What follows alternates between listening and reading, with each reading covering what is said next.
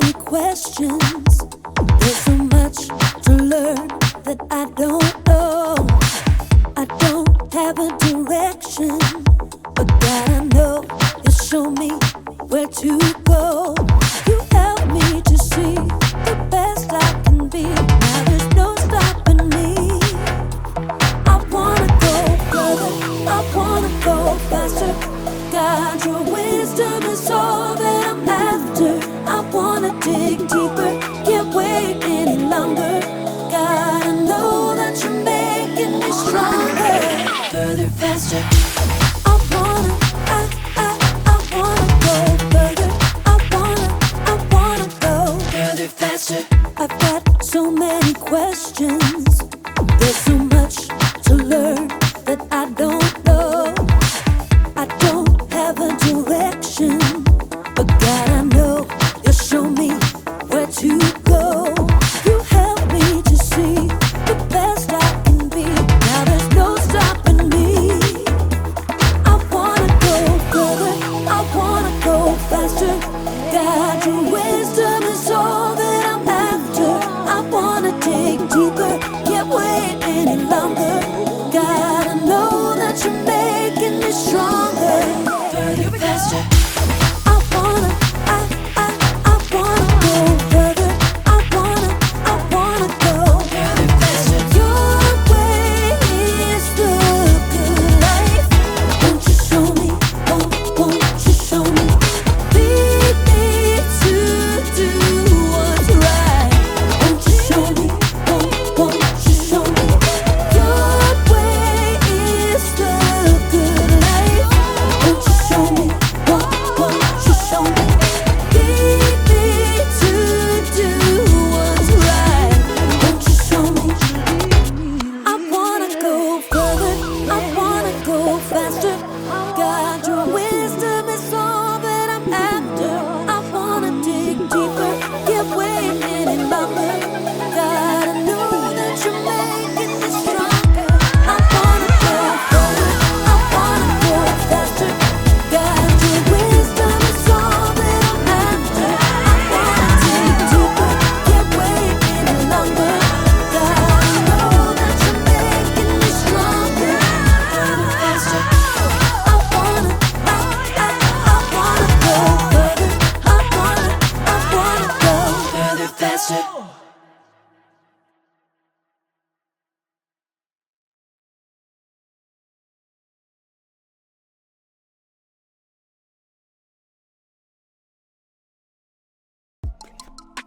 Check.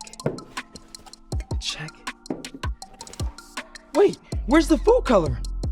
Oh, hey, welcome to Story Lab. This week we're taking a look at the story of someone who wanted to dig a little deeper.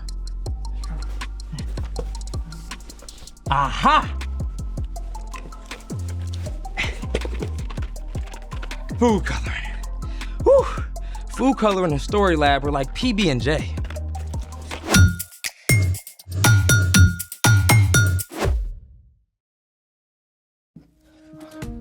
Hey, I'm Carter, and that's it. Okay, then I guess it's my job to let you know that all this month we're talking about ways that we can grow in wisdom, just like Jesus did.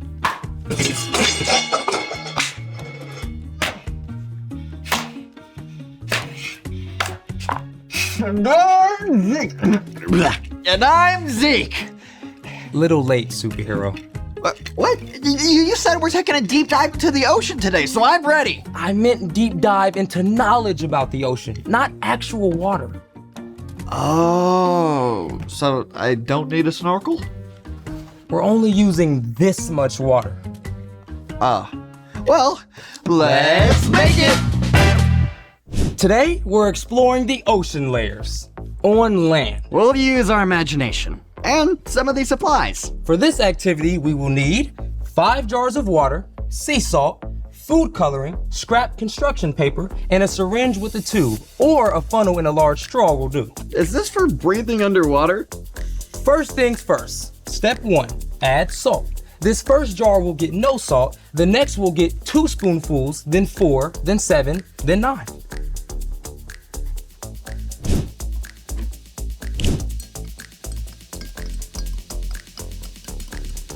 and 4. Now we move on to the next.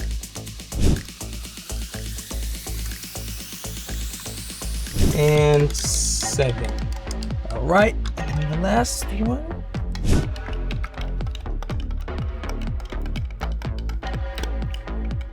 And 9. Oh, excuse me, Zeke.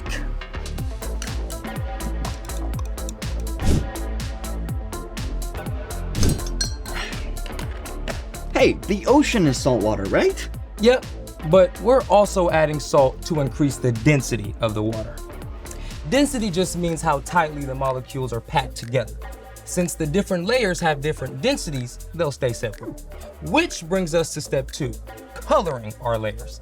We'll put the tiniest bit of sky blue in the first jar, then blue-green 1 drop, then navy blue 1 drop, then purple 2 drops, then black 4 drops. All right. So I'm thinking the ocean layers go this way instead of that way. Step 3, the layers all go in here, carefully. Now, each colored salt solution represents 1 layer of the ocean. We'll start at the bottom with the darkest water, the trenches. Ah, Carter, I'm always willing to be in the trenches with you. Thanks, Zeke. Whew, it's so dark down in the trenches. Yep. 0 sunlight reaches the trenches. And the deeper that you go in the ocean, the higher the density of the water. There's so much we don't know about the deepest parts of the ocean, but we do know that sea cucumbers and starfish live there. All right. Now we're going to pour in the rest of the layers. Because each color is a different density, they should layer rather than mixing. But it's a little tricky, so we're using this tube and some paper to help.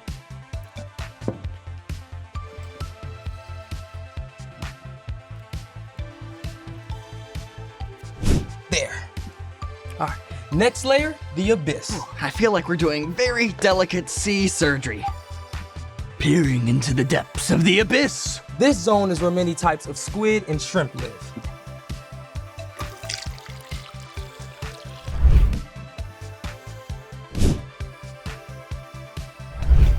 It all kind of looks the same. You know what we're missing? Light. Ah. Here it is. Oh, You see? yeah. All right, okay. Now for the next layer, the midnight zone. In the midnight zone, we find anglerfish and the ever-popular blobfish. That looks so cool. That's great. Okay, next. The twilight zone. We get a little more light reaching down here. Here you go.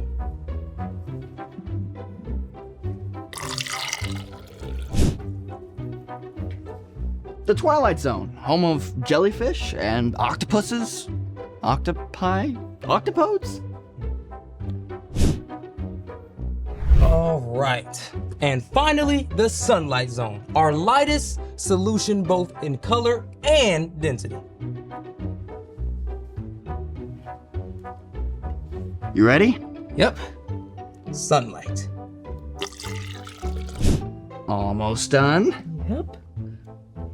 In the sunlight zone, we find sea turtles, clownfish, flying fish, manatees, dolphins, tuna fish, blue whales, and so Much. more. Oh, dude, this is awesome sauce. It's so cool how the layers stay separate. Yeah, the ocean covers almost 3/4 of the Earth's surface, and we only know details of about 1/3 of the ocean's animals. And every year, almost 2,000 ocean animals are discovered. The deeper we go, the more there is to learn. Speaking of, it's time for... The story before the story. Today, we're in the 3rd book of the New Testament, Luke. God made a perfect world, but people turned away from God.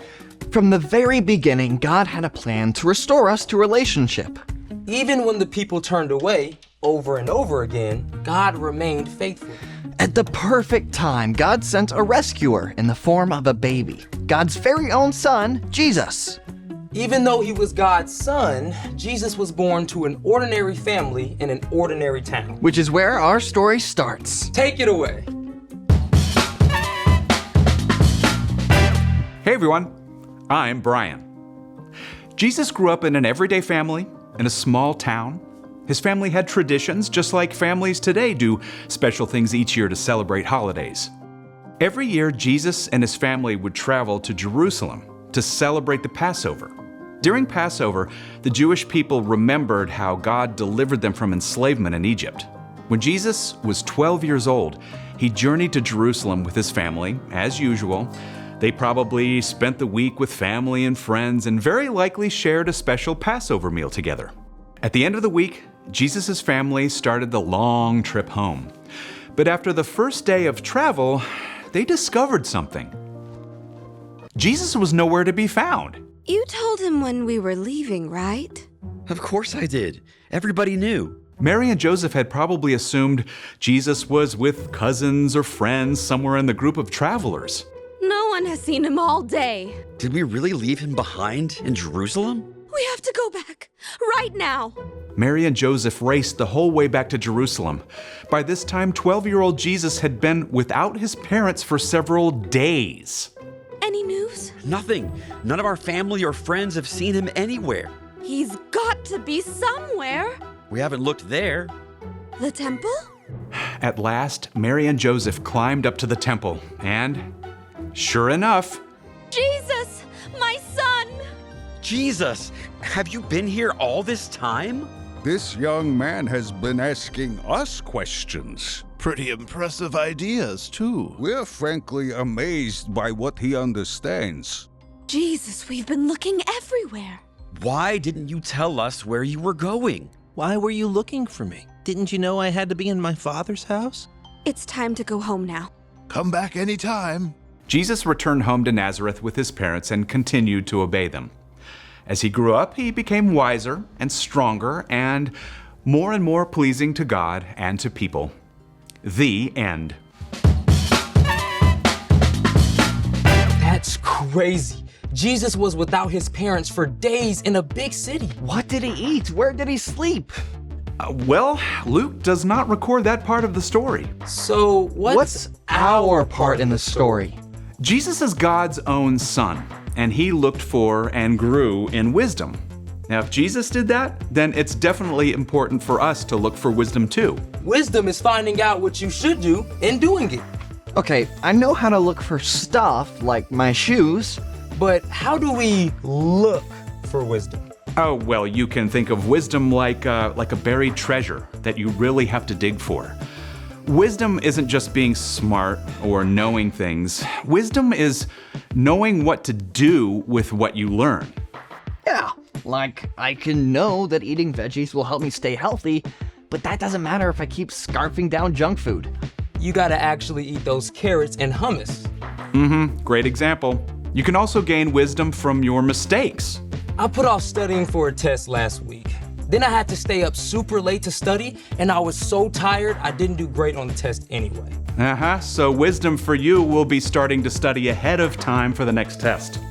For reals. You can learn wisdom from other people too, both from wise choices that they've made and also from the times that they've failed. It could be your parents, a favorite aunt or uncle, or a small group leader. I like hanging out with my grandpa. He's also got amazing stuff to say. Back in my day. Well, most importantly, we can ask God for wisdom. In the book of James, we read, "If any of you needs wisdom, you should ask God for it. He will give it to you." So we gain wisdom by asking first, So we can know what to do. and then do it. I think you got it, wise guys. See you next time.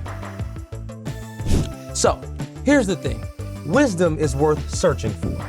Speaking of searches, you think there might be any treasure buried at the bottom of this ocean?